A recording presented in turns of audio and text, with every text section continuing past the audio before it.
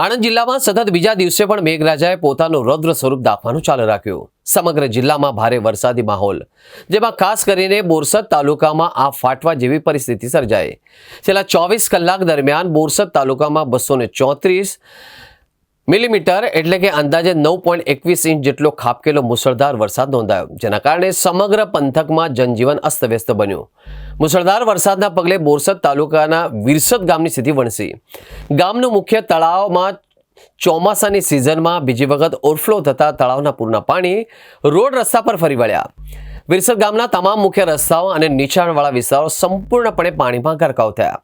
સામે આવેલા ગામના આકાશી દ્રશ્યો એટલે કે ડ્રોન વિઝ્યુઅલ મુજબ આખું વિરસદ ગામ જાણે બોટમાં ફેરવાઈ ગયો એમ ચારે તરફ જળબંબાકારની સ્થિતિ।